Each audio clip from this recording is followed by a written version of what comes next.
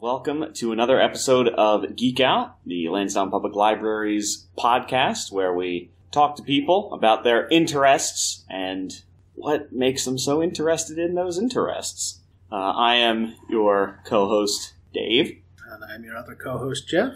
And today we will be talking about Downton Abbey. All right, if you guys want to just go around and introduce yourselves. Hi, I'm Christina. I work at Lansdowne Public Library. I'm a reference librarian and a huge fan, obviously, of Downton Abbey. My name is John. I have no credentials other than I like watching television, including Downton Abbey. Hi, I'm Laura. I also work at the Lansdowne Library, and yes, I also enjoy watching period dramas such as Downton Abbey. Welcome, one and all. So I guess we should start off with, what is Downton Abbey? For those that do not know. What isn't it? What is it literally? I mean, I'm aware that it's, a period drama, but what sets it apart? What makes it special?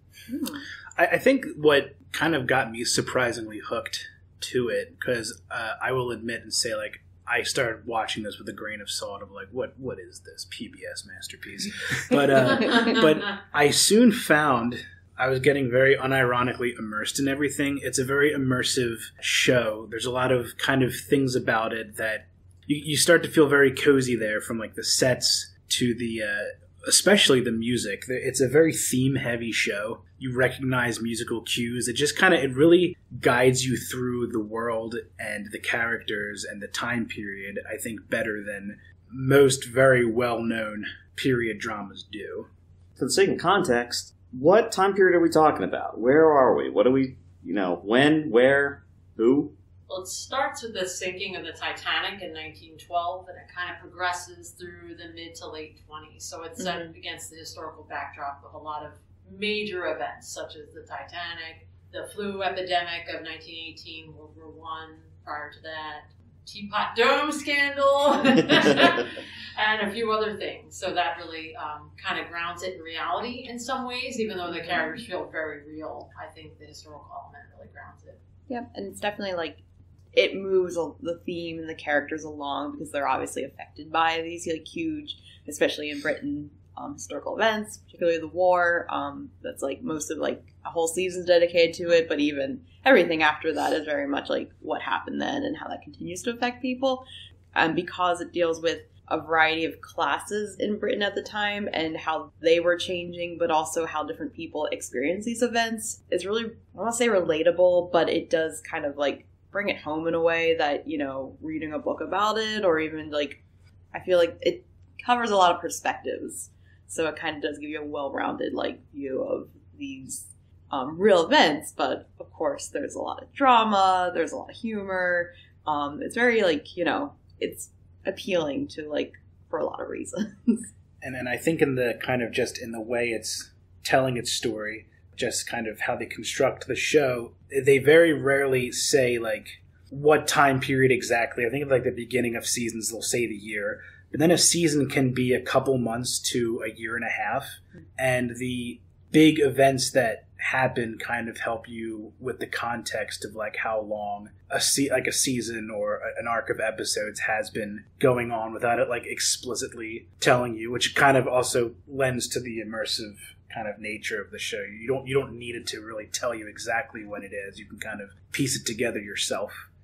I've heard Downton Abbey referred to as an upstairs-downstairs drama. What does that entail exactly? Well, I've never seen that particular show. I think it's a direct reference to that previous incarnation or relatable show.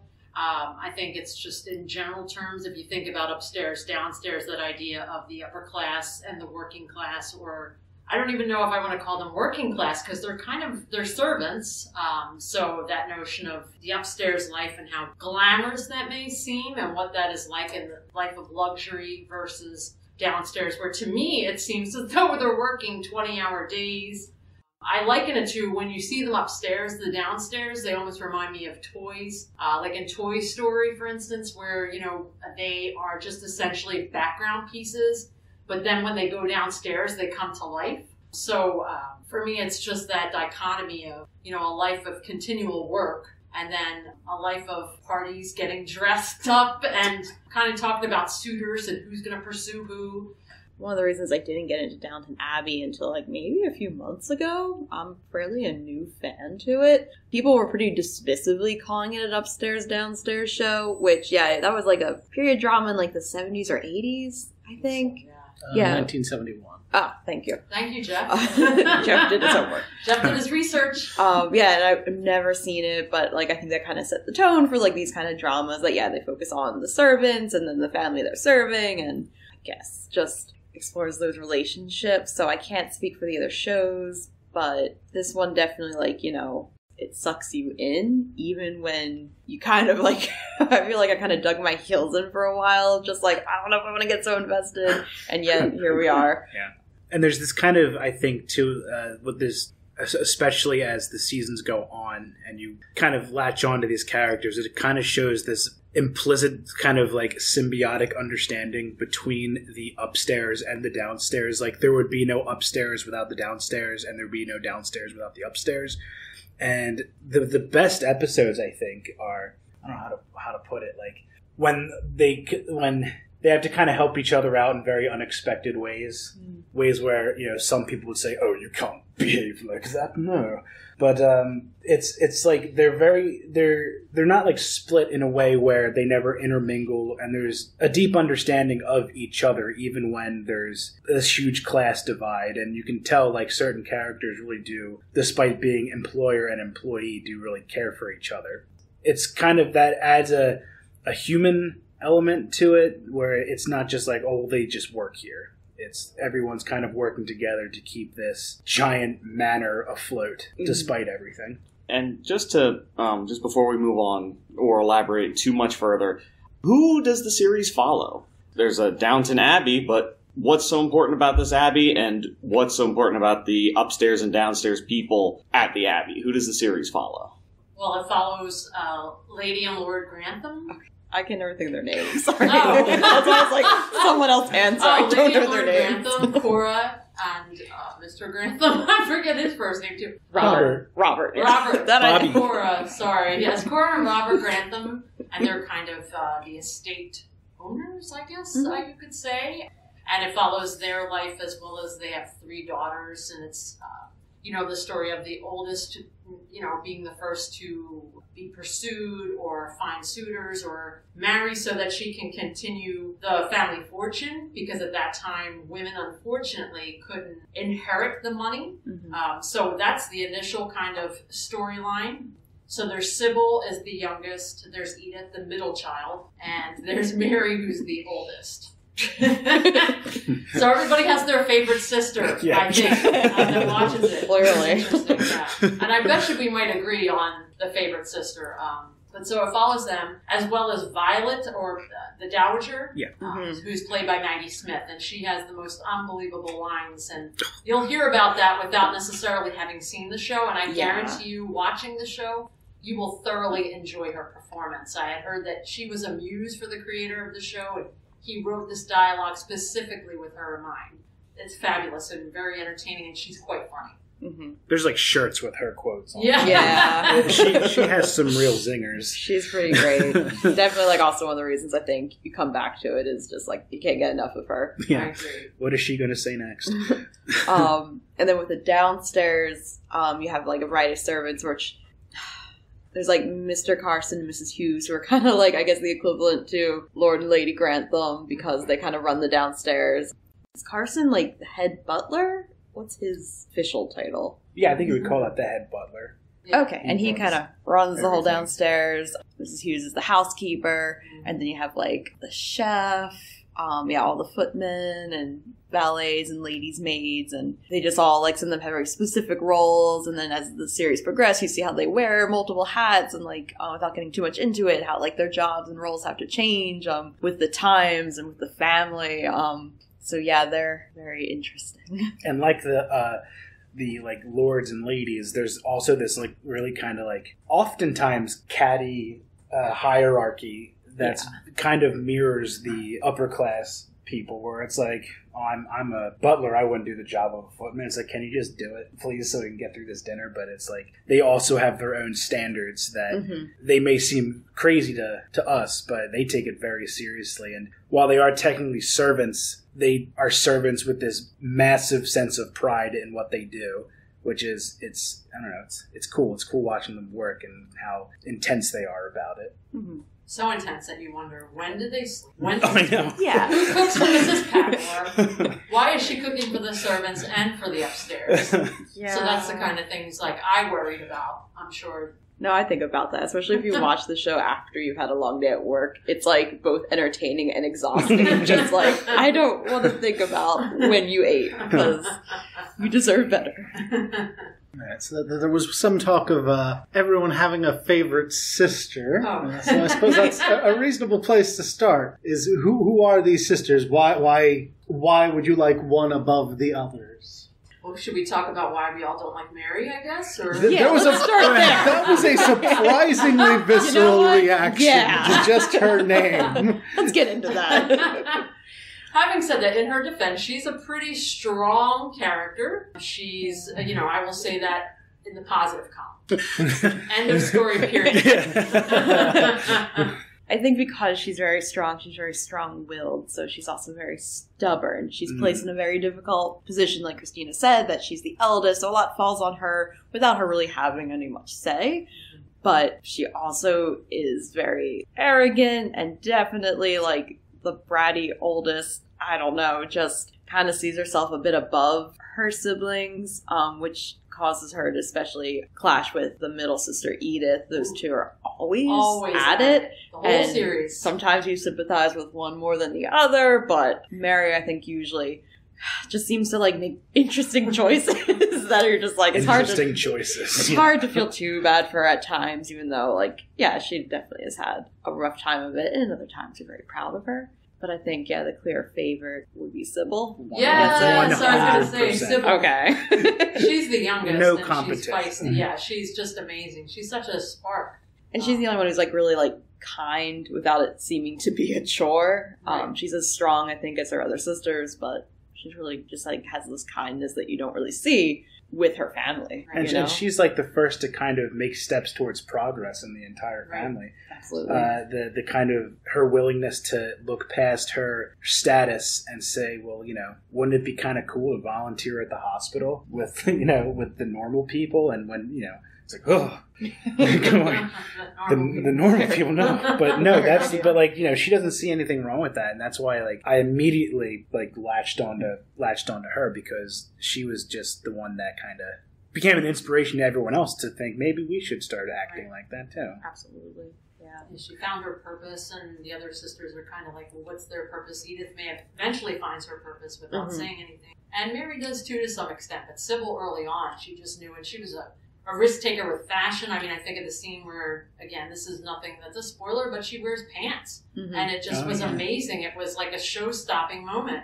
And she's just so progressive in her thinking and her acting. And just as both John and Laura said, she's definitely, from the moment you hear her speak and the way she speaks to other people, the way she treats other people, you'll find out how much she touches them later on. And her effects are still felt. Even towards the end of the series, they're still talking about how wonderful she is. So, you mentioned, all right, so you guys don't like Mary, but you like Sybil, but you mentioned the middle child. Yeah, she just sort of got completely Well, you name dropped her once, and then that was I know, it. what What's a her shame. bag? My hesitance to talk about Edith is it's hard to talk about her without really getting into things, because while I think Mary is the okay, well, I'll skip that.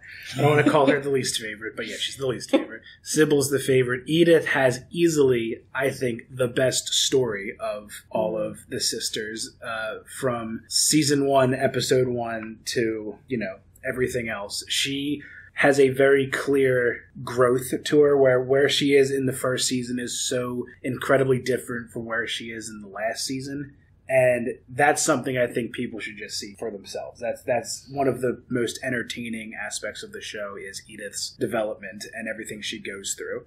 Yeah, I do think TV shows that are super popular or that people just absolutely love, it's usually because there's great character growth or just like the plot really moves forward. And I do think some of the best parts of Downton Abbey are how certain characters, they're totally different than how you see them in season 1 to the final season. Another one is Thomas, who you really think you kind of have figured him out episode 1, and it continues to perplex me. Which Thomas are we talking about? Oh, it's Thomas. Downstairs Thomas. Okay. Mr. Barrow. Mr. Barrow. Mr. Barrow. Yeah, he's one of those characters, and this is actually another good point about the series, is they're not black and white characters.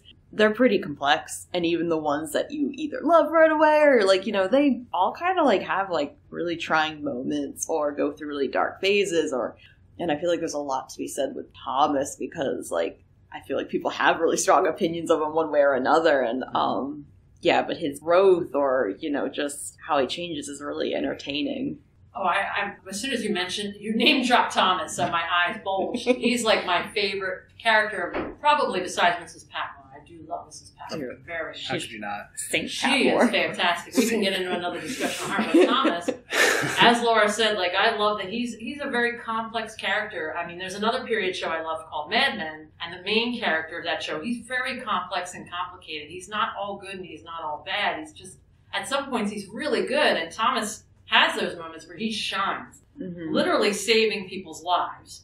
And then there's other moments where the things he says, I totally forgot about them until I rewatched and I was like, oh, he's nasty. He says some nasty things. But once you learn his backstory, I'm not excusing his behavior, but there's something going on there that at the time is not, and it's not controversial at all, but at that time, in that place, it's considered controversial and actually against the law. So if you keep that in mind, I think, not that you forgive him, but you just have to keep that in mind. He's coming from a place of self-hatred, other people hating him, so naturally he's going to strike out and make people feel a certain way about him because he feels that way about himself.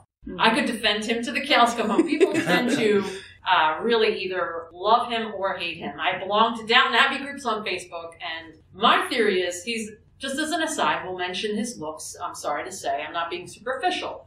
The gentleman is a very good-looking guy in real life, and I think sometimes we forgive people who are very attractive for dastardly deeds, and sometimes that does come up. He is a very attractive character, and he does a lot of bad things. But Thomas is a very interesting arc to follow from beginning to end, really.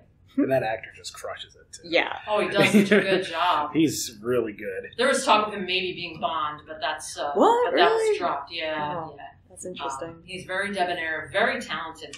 I think they're also, actually, all the actors in that are so talented. I've seen pictures of them on the red carpet, and you're like, oh my God, because they don't really, when they're servants, obviously, they dress in a uniform. There is no sort of hair and makeup. I found out later that most of them wear wigs, and the wigs are amazing. Cora wears a wig, so it's really well done. Yeah, because on the red carpet, I follow all this. On the red carpet. Some revelations here. She has gray hair in real life, so I've been following the red carpet. Yes, I geek out over Downton Abbey. So I've been following the red carpet. She wears her naturally gray hair, and people are going crazy. But she really wears a wig in this show, and a lot of the characters do. They do a really nice job of, I think, the makeup and hair in a way. It just, you really get to see the character and not be blinded by all the other bling of the people downstairs, I should say. Then again, can we talk about the upstairs? I would love to be dressed, my hair be done. I would love to have jewelry picked out. I just lived through that part as well. I know that's horrible. And really, Delco people, we're downstairs people. However, it's just like the final in one. my dream, I would love to be an upstairs. I mean, I feel like that's always part of the appeal in these period dramas is costume. You can't do a period drama without proper costume. Yeah, and it has to be good and really attentive to detail, which I feel like it is. And sometimes, especially as the years progress, they will, you kind of mentioned like Sybil wearing pants. I think they also kind of make a big deal because Mary kind of gets that 1920s flapper hairstyle, and it's like kind of like big moment for like fashion history. So I feel like they definitely like really revel in that in the show, and you know that does seem to be like one of the best parts. It's just like to look at it is like phenomenal, Mhm. and you can't help but get caught up in.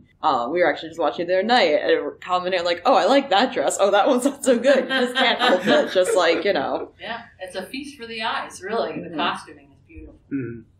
You talked about the sisters, some downstairs people. Who are other characters you guys find endearing, or even characters that you're just, Mr. Mosley. I was going to say Mr. I- Mosley. I wanted to say voice of first. dissension. Don't hate me. Boy, this is tough. Wait, This is I a really tough like one. you guys. Mr. Mosley, for me, I just think, God, can't he have a backbone a little bit? He gets He there. earns that backbone later. More character development. Yes. Let me tell you, he's the nicest guy, and his love, his undying love for people, Mm-hmm. and his commitment and his adoration is to be admired. Absolutely. That does play into, I can see that. But go on, tell me about your love for Mr. Mosley. I just think he's in the very rigid kind of world they live in. He's an extremely genuine character, and when I first started watching it, I won't lie, I made fun of Mosley when I was watching this in the earlier seasons. But then watching him just kind of go through the worst of it and just get a lot stronger, and it's not this this strength that's very bullheaded or too sure of itself. You can still see there's a lot of nerves going on with him, and I think that's kind of why I like him so much, is that he ends up forcing himself to step out of his comfort zone, and the kind of lessons that go along with forcing your. And I don't think Downton's much of what lessons have we learned this episode? It's not an educational. It can be. Yes, educational program. No, this is PBS Masterpiece we're talking about. But I think there are lessons with his character where he does force himself out of his comfort zone. He gets rewarded for it a lot, not all the time. He has a lot of setbacks, but the respect he earns from everyone after being kind of the butt of the jokes was an extremely satisfying thing to see. Yeah, I think there could be a whole podcast on the arc of Mr. Mosley, but I'll spare everyone that. Laura, do you have anything to add Yeah, on the one no, Mr. Mosley? Back me up here. No, it was a very passionate speech about Mr. Mosley. No, I think the same. Part of me is he's kind of a, kind of a I won't say loser. That's kind of harsh, but he's, definitely messing up, and he's kind of awkward and definitely anxiety ridden, and as an awkward anxiety person, I kind of feel I feel you, Mr. Mosley. And then to see him triumph is a bit strong, but he definitely overcomes things, or he becomes comfortable with. We kind of talked about how there's a hierarchy with downstairs people where they think certain jobs are beneath them, and I think he's one of the first to really kind of sort of suck it up and do what needs to be done. Not the only one, but I think he starts to kind of just get over it a bit, and that just leads to better development, and these relationships with other characters that are really sweet, and you see him being really kind to people, and then when they repay his kindness, it's just kind of this, this is just lovely. That's how you want things to be, I guess. It's cathartic sometimes, seeing what he does and how he things come back around for him. Mm-hmm. Yeah, and there was even an episode, I think it's in the last season, where he's in a situation where you're oh no, he's going to mess this up again. And then you see how he pulls through, and it was just oh, I know what you're talking about. I'm so proud of you, whatever your first name is. Mister. I don't want any hate. I don't hate Mr. Mosley. I don't even dislike Mr. Mosley. I think he's an interesting character, and I agree with what Laura and John said. He's just maybe not my favorite of the downstairs. That's right. I would probably put Daisy as my least favorite for me, even though... Really? Oh, thank you, John. So we have another visceral I don't reaction. hate her, I'm not saying I hate her, but she can be a little tiresome, I think. Yes. Her character. That's a But good word, Ty. She is tiresome. I've watched British drama a lot. I've said some things I've been saying luncheon quite a few times, I'm going to have some luncheon, but I wanted to bring up some other minor characters that I love, there's Mr. Mason, who actually owns the farm, and I adore him. That's William, who works downstairs. That's his father, and you'll see how that plays out. But he's a very appealing character. He's not in it much, but I think you'll find him endearing When he as well. shows up, it is always oh, this guy. Yeah, he's great. so sweet. I mean, I also like Mr. Drew, and there's a whole storyline with Edith and the Drews that tears people up. That's the people who own the farm. Oh, yeah. Yeah, so... Oh, he's a saint. Isn't he?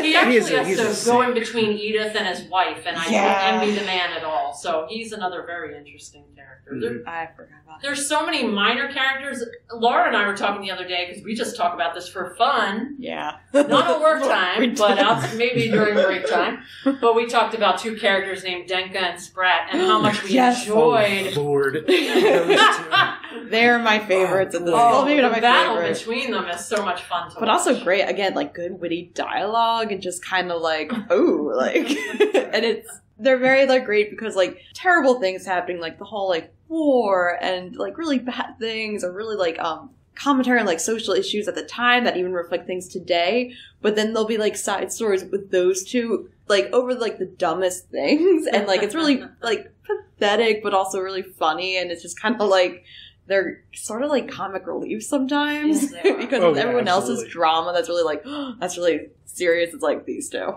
but they think it's serious. So that's the thing. There's like micro drama. There's macro drama of like what's going on outside, and then everybody has their own little micro drama. I just think it just proves that people are dramatic, and if there's no drama, there'll be drama. And I think that if it's 1920 or 2022, that just seems to be we all get it. the way you thrive off it. But it's very entertaining. So they were a fun couple to watch. So I think even just beyond the main characters is what I'm saying is there's so much richness in the story. There's so many great characters that they may be in a couple episodes, but they stand out. There's another character named Lavinia. She is also amazing as well. She seems almost too good to be true. Unfortunately, in the show, there's a lot of what I'll call gut punches.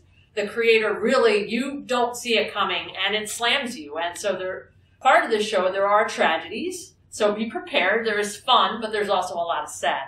Yeah, I will say, like, Game of Thrones kind of still holds that reputation of that show that just, like, murders people or just, like, pulls the rug out from underneath you. But honestly, having seen all of Game of Thrones and now just about all of Downton Abbey, I think Downton Abbey can be a lot more, like, brutal when, like, it gets to be, because it's just, like, the characters are a bit more, like, you cling on to them more because they're more likable. It's also, I guess, like, it's not a fantasy, so. Yeah, also, like, when, this is going to sound, I guess, twisted in its own way, but when someone, like, really got it in Game of Thrones, it was like, yeah, cool. but then something bad happens in this, it's kind of like, Why? Yeah, why, God, why? It's not that kind of entertainment where you go into it expecting it, so when something tragic happens, it feels out of place, but not out of place in a way of like, this doesn't belong in this show. It's kind of like how any tragedy feels out of place. And it doesn't feel cheap. The show doesn't feel cheap like, oh, well, we have to. It actually, there's consequence to these things, and there's reasons for it, as difficult as it may be. So we've talked a bit on characters that you generally enjoy, and then that leads to the obvious counterpoint of, were there characters that you just absolutely loathed? You guys were talking about Daisy just now. The moment she appeared. Nuts. Oh. I just can't let myself be happy. It's just like constant with her. She couldn't just do. Sometimes you wanted her to just do the good thing, or for the greater good. There's an instance with a character named William. You're like, oh, just do it, just do it. Mrs. Patmore, some people feel that she's tough on Daisy. Daisy is... She needs Patmore. She does. She needs it. Daisy, just for context, is like the kitchen maid to Mrs. Patmore, who's the cook. Yes, so she is tough on her, and I think I agree with John. She does need it. I don't know what it is particularly, and what I can't put my thumb. Maybe John can articulate it better than me. There's just something about her that just, I don't know. She's immature pretty much the whole time. She is like one of the youngest characters. Like she to be probably fair, is a yes. teenager, at least in the first. In the couple. beginning, absolutely. Yeah, for sure. I think there's. I don't know if there's really like any reason that she behaves like she does. I think it's just kind of she has a very abrasive defense mechanism where if something is kind of working against her, she just puts up all defenses and it comes out as nasty. And she's not the only person to do that on this show, but I think she is often the most egregious. It's like a new season, a new target for Daisy's animosity, and it's just like it's actually kind of funny because she's so tiny and like there's so much anger bubbling inside her. But fiery. Yeah, oh yeah, she's fiery, all right. But that's why you need Mrs. Patmore, I think. Saint Mrs. Patmore to keep Daisy on the path. There are a few I feel like they kind of float through the house, but a lot of I guess the upstairs people, but not the main family. There's just some awful dinner guests because there's a lot of the dramas happen at the dinners, and they're just some nasty. Richard Carlisle is horrible. Remember the guy that's the newspaper from Game of Thrones. Game of Thrones. There we go. Let's There you bring him go, back to yeah. Game of Thrones. He's horrible. This character. Oh, Absolutely. he is awful. Yeah, I was thinking more the son of Merton, the one that Larry Merton? is his Yes. name. Yeah, Dickie? he was just Dickie's son or whatever. yeah. And you kind of I don't hold too much animosity against his dad, but he was just what is your problem? He was just awful. Yeah. Oh, that. Yeah. Good, John. So is his I don't think they're married. His fiance. His fiance. Also I have awful. not hated someone, and she's not even in it all that much. She's but, passive aggressive. I met people like her. it's. I'm sorry for you. Maybe not to the degree of her, but that genre of human, and it's just oh boy.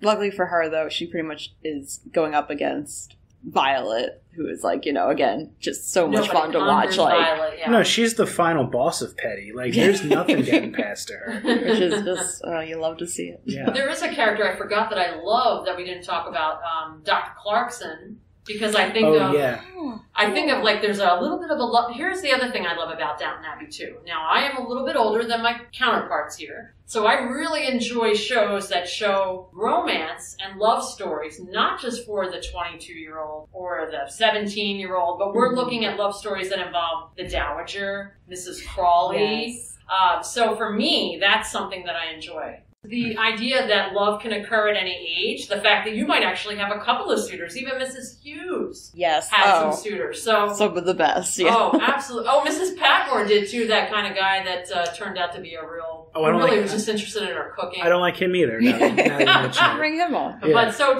back to Dr. Clarkson, I don't know, I kind of felt for him. He's such an educated man, and I had this discussion that back then, doctors and lawyers were actually kind of looked down upon. I remember the servants in the show not wanting to serve Dr. Clarkson.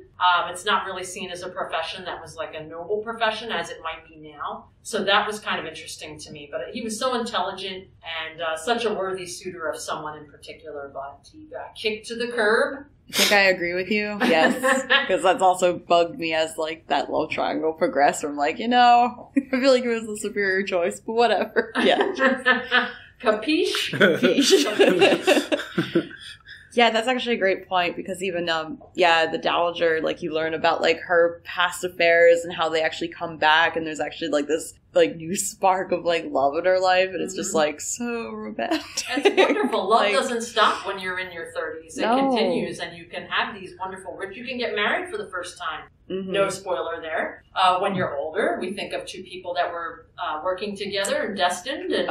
It's just a beautiful thing. I think no matter what age you are, this appeals to you because of that aspect. Mm-hmm. And it definitely has also, it has, all, the sweeping romances of, a lot of characters. But you're also dealing with, old marriages, and there's, the ups and downs of Lord and Lady Grantham that I think we've talked about a little bit, but, sometimes they're infuriating, and you find yourself, They both have their moments. Yeah, absolutely. And even just seeing with some of the new marriages, two characters talk about as they go, and just again, a lot of it's actually pretty funny because it is kind of getting used to another person. Yeah, it definitely there is a variety, which is I never expected out of the show, which is kind of what makes it fun. Is there's a lot of different plots and they're fun. Oh, agreed. I think no matter what you're into, if you like romance, obviously there's romance to this. If you like, for even people that like war, there's a little bit of that element to it. There's a battle scene that we see. Actually, there's several battle scenes. There's maybe most of an episode is really dedicated to that. So if you like historical pieces, if you like, crime and punishment, we see what jail might be like at that time. Issues of sexuality, how is that treated? Or children before marriage. There's so many interesting societal issues that this show explores that watching it as a 21st century person, you're like, oh my God, that was a big deal? Why was that a big deal? But then you have to say, wait a second, I'm watching it now and not watching it in the context of, when it took place, I guess. So you're always looking at it with your modern eyes. That's true. I still get really angry about some of it because it's like, and I understand, it was different then, but it feels really stupid. And I'm just like yelling at the TV, but they can't hear you. I know. I mean, it goes from like the really like kind of funny things of like a telephone and they're all afraid to touch it. Oh, yes. And the blender downstairs with Mrs. Bevan where she's like, I'm not going to have a job. But then it's like, just like, I forget, there's some that are just like so simple. I think you kind of touched on like children before marriage or just like the whole like engagements and like relationships being ruined over like, one-time flings or contraceptives even or a big like, That's a big deal too. Don't even like look that way. God forbid we even get into cars. Yeah. Oh. Cars are also like, yeah, it's just kind of like a different world, but... So, you guys have brought up the Dowager. Is that Maggie Smith? That's Maggie Smith. And as you said, she has some of the most memorable lines are on T-shirts. Do any of them stand out? There is one that stands out, but I can't remember it. It's going to drive me crazy. Why did you ask that? Because I remember I looked that line up, but it was on a shirt, and that's the shirt I was thinking about. It's not as What is a Weekend? That was one of her... What is a weekend? Because she doesn't understand what a weekend is, because I think Matthew was talking about how he has to work. He mentioned weekends, and she was unfamiliar with the term, because I guess it's just one big weekend when you're the Dowager. Well, that's interesting, because if I remember correctly, weekends weren't so much of a thing until, I believe, unions started coming around and fought for... at least here in the States. At least here, work week. So it wouldn't surprise me. I mean, that could be definitely tied to the historical edge that she wouldn't know what a weekend is because it wasn't really a thing, right. Especially for non-working class. Yeah. The servile class would be lucky to even have Sunday off. There is one that sticks out. It's one of hers is vulgarity is no substitute for wit, and so That's a good one. she. And I think she also, there was another time where she was talking with Dr. Clarkson, and she was asking Dr. Clarkson, she's like, Dr. Clarkson said, so you're asking me to lie. And she's like, lying is so unmusical a word. So she just wanted him to stretch the truth, I guess you could say. So she just, there's so many that you just, every time she opens up her mouth, even her gestures and the way she, I guess her actions when she's not even speaking, she also is pretty funny. Just the way she walks with her cane sometimes. Oh, yeah. She has kind of a flustered walk that she does. Like, there's her normal walk, and then there's a phone in the room walk. She kind of captures that character very well of from her body language and also not just what she says, but how she says it. And it's great, too, because for such a stiff person that she is, there are times she'll ask what something is or but she knows. She just refuses to come to terms with it. The world's changing. Yeah. So she makes a big deal out of it. But she also has moments in the show where you'd think that she would be so against a decision a character makes or a situation a character's in, and she kind of does a complete 180 and has their back 100%. And it's almost like if you have Violet on your side, you're probably going to come out okay because she won't go down swinging because she's not going down. She'll just stay swinging no matter what. And she's kind of like the person you need to have in your corner. It's just sometimes convincing her to be in your corner that's difficult.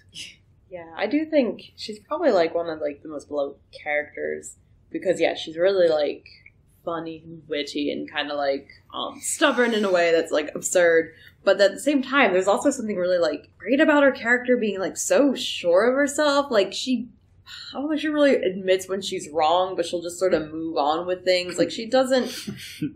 There's just this sort of loyalty to her family, and kind of like John's saying, you'd think oh, she'd find that scandalous, but she actually just sort of finds a way to make it work, or she's full of surprises, but you kind of admire the character because she really just refuses to be seen as anything lower than what she is, but also how she holds herself to be. There's sort of she has this self-worth about her that's not just because of her status, but just of I've gone through a lot and I've already raised my family and now I'm watching my son raise his, and she just she just she doesn't step down because I don't think she can.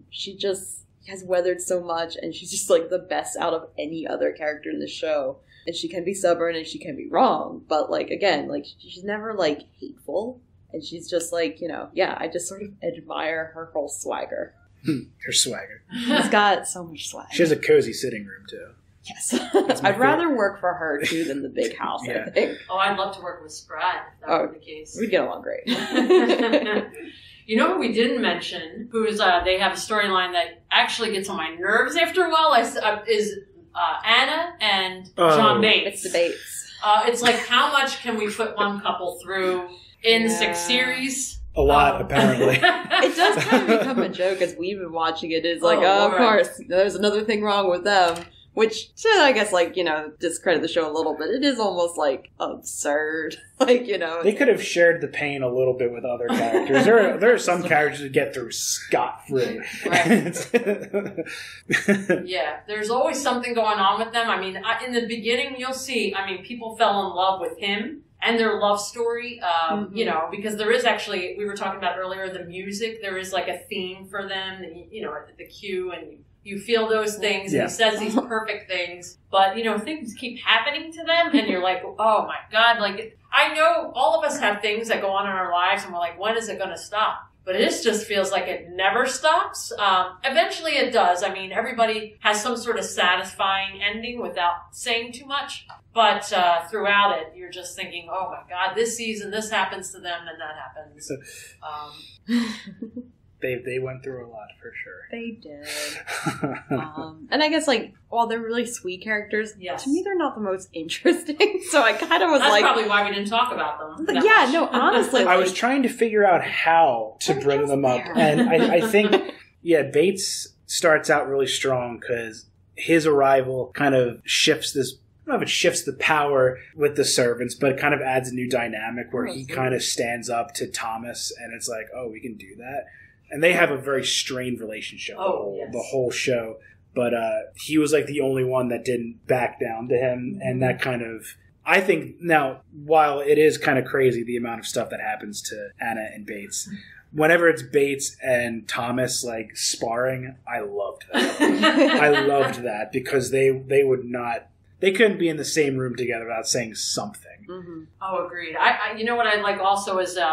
I'm going back to Thomas, I'm sorry, but the idea that you had mentioned this earlier, that they tap Thomas sometimes. Now, Thomas does some dastardly things, but that's his expertise. And I really enjoy those moments where actually he does bad things, but for good. Yes. And you'll get a real satisfaction out of that. That happens towards the end of the series. But those are moments, again, I feel bad for him because he's not always given the credit. In fact, sometimes it backfires on him. So you do have a lot of sympathy for him, but then at the same time, you're like, he brings a lot on himself. Mm-hmm. But as John said, like, the Bates and Thomas situation is interesting to watch. And I kind of feel bad for Anna because sometimes Thomas isn't always as nice to Anna either. And Anna's really a good person. You can't say anything bad about her. She's so good. There's nothing to say bad. I think just their storyline got tiresome of all the drama. And I'm speaking about a drama, and there being too much drama in a drama. So just for one character. She's also, Anna's also Mary's maid. So I feel like she puts up, not like Mary's mean to her, but she's just kind of like thoughtless with a lot of things that you're just like, just shut up. Like, Anna's like putting up with a lot, and Mary's just like, blah, blah. You know, it's sort of like when someone's talking to you and they just assume you have the same experiences as you, and it's like, clearly not. Right. But yeah, there's nothing like, again, they're not like bad characters, but I do feel like, and I hate to say it because they have some like most like shocking like plots that they go through, but they're just not as interesting as like, you know, even just like Mrs. Patmore and Mrs. Hughes. They also have like a wonderful friendship. They have a beautiful friendship. Yeah, very supportive. That's how I, hope I have a close friend like that at my age. Wow, that's a great point because I think about you think about Edith and Mary just like constantly at each other, and that's not like a great depiction of females. But that may be realistic of sisters, and some sisters. However, the whole relationship between Mrs. Patmore and Mrs. Hughes is what you ideally like. That's female friendship goals right there. The supportive nature, going to each other's doctor's appointments. going to someone else and having an awkward discussion on behalf of them. You'll see the things that they do for each other. It's really touching. Mm-hmm. And it's a beautiful female friendship. See, there's so many layers and so many different things we could talk about with the show that there is something that you'll latch on to. Absolutely. Well, because there's so many characters, and with all of those characters, the connections they have with each other, there's like, no one really talks to each other the same as they talk to someone else. Like the way Carson talks to Mrs. Patmore is very different from how Carson talks to like Anna, or how Robert talks to his daughters. They're like, I don't know what you would call that other than good writing. But I mean, I just think it is. It's kind of, you don't really see that in the first season because they're just like they're baseline characters. But then by the last one, just the way everyone talks to each other the show gets to feel very lived in, mm-hmm. where it feels like it's, I don't want to like kind of use this cliche, but it's almost like you're not like watching characters. You're really just seeing like this piece of history play out, even though I know it's just the BBC. But are you sure, John? Maybe really into it. I am very into it. Well, I think that is very into it. It is good writing because it is like your relationship, just like you bring up like Robert talking to his daughters. We just watched an episode where Robert and Edith have this conversation. I remember thinking that's really sweet, but like that's not how they talk to each other like much at all, at least in the beginning of the show. And like parents and children's relationships change as they grow older or as things happen in the family. Same with your coworkers, like as you guys weather things, like people that you maybe at one time couldn't stand, you learn to like live with or even really like care for. There's just so much that's like, that's kind of real life, and there's definitely like real life experiences being poured into it, which when it's a historical piece makes it feel so much more like, this could have happened. Yeah, that's just like, I think such an endearing part of the show is just, again, the character development, but also like how it's so different, and it's not just like a one note like, oh, this guy went from being bad to good. It's like, well, he still struggles with these people, but have you seen how like these two have like uplifted each other? That's just life. It would be a disservice to label this either just like a straight up melodrama or soap opera, because it has elements of melodrama and it can be soapy, but I think it's a little bit more well thought out than people who haven't really seen it give it credit for, including myself. And then I ironically started watching it, and then I love this.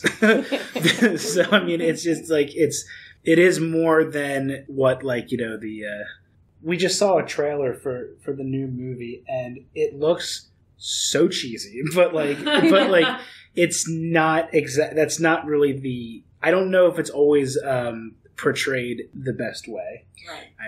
I definitely agree. Like how they've advertised it, I think they're just trying to like hit like the one note that they will resonate with most people. About it. Yeah, I feel like but like get into this because there's a lot there. Not gonna lie, I already bought my tickets. Going next weekend, can't wait. And I'm gonna go for tea. A lot of people do there's a tea house. You can go for tea and scones or scones, depends on how you pronounce it. I'll say it both ways to please everybody, and tea sandwiches, and then go see the film. So this show does make me want to drink tea. Like, I will sometimes make a pot just like while watching it. Like, okay. Is there that active of a fan base that they have these like watch parties? Oh, take it away. Look, give me the tea. Wait, give me the tea. About the tea. So, I belong to a group called Downton Abbey in Depth. Shout out to them. So, there really is. There are groups that are meeting up and dressing up in 1920s costume to go and see it. Now, they're in Florida. I'm not flying to Florida to see the film. I am seeing it here in Delco. However, yes, there is a very rabid fan base for the show, to the point where like people are posting pictures of themselves going to see the film. Unfortunately, or fortunately, depending upon where you live, it came out in the UK already. So the group I belong to, spoilers are allowed, and I've already just bathed myself in spoilers just because I wanted to know. I don't like some. I'm sorry, John. Oh my God. I had to. I just wanted to know about certain characters, but don't do that if you don't want to know. So there are people that are very passionate about it. They buy the cookbooks. There are cookbooks, and they cook the food. They actually go to Highclere Castle, there is a woman that lives there, and she actually does have dogs that are similar to Isis, which is the dog, we could talk about the dogs too, Tio and Isis, but she actually lives there. So some of the people in my group have gone. Their husbands, in case any husbands are listening, have bought them plane tickets and taken them there for a trip. People are very passionate about it. And to get back to the fact that John is here, my husband as well, I guess got sucked in, for lack of better terminology, to the show. He came with me to the film the first time around when we got tea. And there were men there. I don't want people to look at it. I mean, John just admitted it. At first glance, he may have not thought it was for him, but he clearly, once he was exposed to the writing and the character development, he realized that what he was watching was good television. It is good television. It does bring, you may watch it initially as a woman yourself, or as a man, and people will just flock to it. It's not necessarily, I think, catered toward any particular age or gender or anything. So I think it's just very appealing. Out of curiosity, is there a term for fans of Downton Abbey? Intellectuals. Whoa. That was pretty good. Actually, jeez. That's in a Google search for about 5 seconds. That's better than anything else I could find. I haven't heard any that I'm aware of. I know I mentioned Mad Men. They're Maddox. So there are people that are, I'm in that group too. A couple different Mad Men group. That's another very excellent strange period. word to have chosen. That's a pickaxe. I'm a Trekkie too, but that's been around since before I was born. That's the easiest one. Yeah. Yeah, that's a good point. I don't know. Maybe I'll bring it up in my group later. I'll discuss the podcast, maybe give it a shout out, and see if we call ourselves anything. Other than people with great taste. Intellectual with great taste. And I eagerly await an answer, because I'm super curious now. We've talked a lot about characters, and obviously we're trying to avoid spoilers as best we can. But can I just say, hard. It's tough? Yeah, it's so hard. There's a few times where we've given each other looks of don't. We've all nodded because we know what we're talking about. We don't want to say it. It is, in all fairness, an older series by now, right? So it's not. But people should really watch it. It's Yeah. fun. It's really great experiencing it yourself without. Yeah, I definitely, I remember talking to a friend and kind of casually mentioning, because we just started the show, a character, and they would kind of make a face okay, and you'd be like, why'd you just say something? But it actually usually would turn out different than what I kind of assumed, so even what you think the spoilers, the twists are, it's still worth watching, because someone, I think, said, these ripples kind of are caused by them continue to go, something will happen with someone where they're not on the show, but that's still a problem somewhere down the line, so it's hard to avoid spoilers with this one since it has been out a while. But even if you think you've heard, I know the big thing here, it's but... Still watch it. Yeah, still watch it, because you'll probably find other parts of it entertaining anyway. I'm sorry, you were asking a question. As I was attempting to say, still trying as best we can to avoid spoilers. Were there any specific arcs that you found particularly either endearing or heart-wrenching, perhaps? There's one I cannot say. I think it was a whole season. I think it's season 2. Is that the World War One? Mm-hmm. That should be. So. I really liked that season because I think that's just where characters really kind of that season changes the show, even though it's season 2. Things are different after World War One, and I think just dedicating an entire season to that was a very smart move. So I think that's my go-to number one. And even that's not even an arc. That's more of a the backdrop, but the way it affects people was, I think, the most interesting part of the show. And then again, without spoiling, there is something middle-late show where someone is missing, and I was just hooked into that so much. Someone goes to another country and goes missing, and I was just and that also plays into some historical. It does, and that's a good point. That also has some historical context, but that is, I think those two are what really stand out. If you asked right away, what stands out, those are the two that really stand out to me. I kind of feel bad bringing this up because we just kind of accused them of being boring. Oh, Anna. But there's a plot with Anna and Bates that kind of just suddenly happened out of nowhere, and then the repercussions were so hard to watch. Seasons. I had to fast forward through that. I'm just going to tell you right now. I've seen it. And it's a tough one. But then it's also kind of like leads into like a murder mystery, other things. Like, it was... Yeah, that one was really crazy. It was like the thriller aspect of the show. I agree with both of what you said. I also forgot to mention Tom Branson, who is the chauffeur. Yes. His arc is amazing. Just that idea of, can you really, ascend to another class? What makes you officially a member of the upper class? How people treat you when you change positions in life. Like, you see that throughout the series, how people interact with him that are new to him. And they call him still the chauffeur despite things having changed. So his storyline, and he's very passionate, and to see him kind of, I don't want to say he dials it down because he's still very passionate about Ireland and the Republic. He he is a great spitfire, and he has some great scenes where he just stands up for the country. But he eventually really, you see him become one of the family, part of the family, and that's really a pleasure. The way Mary looks and loves him that's where you see a tender part of Mary is the relationship she has with Tom, because she loves him like a brother. She's upset if he's not there. So I think that he really brings something nice out in Mary. Mm-hmm. Yeah. Oh, I just thought of something else. I think this is in one of the season finales. Oh, how can I... There's this like kind of like card sharp kind of guy steals this... Oh, yes. This, what is it, like a love letter that belongs to like one of like the prince? Yeah, it gets into a royal scandal. And oh boy, just them trying to avoid that was...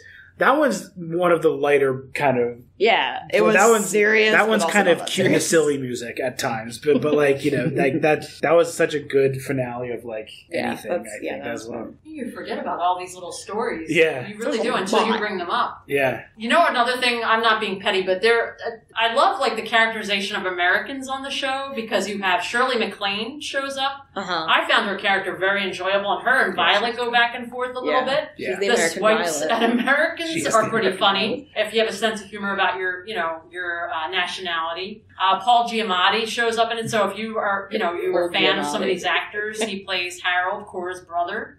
And they do have a gentleman who's a singer. He's an American singer. There's a character named Rose that we didn't even touch on. I forgot about her. She's actually a very successful actress now. Lily, I think her name's like Lily James. I think she's been in a lot It's Lily James, that's right. Yep. Yeah, she played Cinderella. So she's gone into a successful career. She gets involved with the character, and he is a British guy playing an American. There's a couple of British gentlemen playing Americans, and for me... I don't know. I can't do a British accent, so I'm not standing on a pedestal. But for me, sometimes that took me a little out of the scene. But yeah, I like overall their depiction of Americans in it. There is a little bit of that.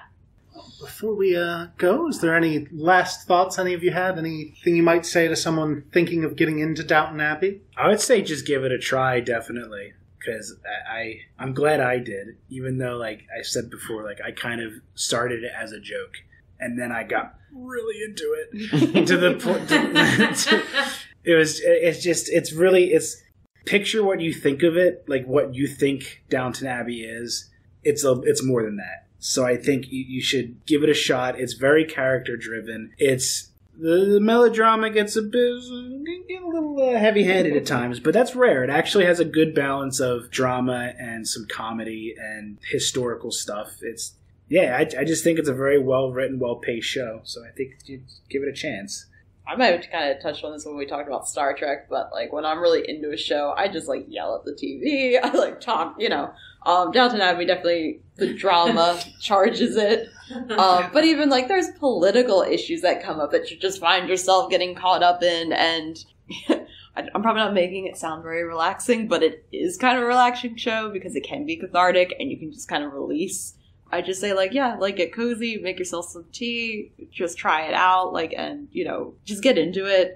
You might be really surprised at, how fun it is, but also, it's, it's worth it. It feels like, a good show to have watched. I feel the same way.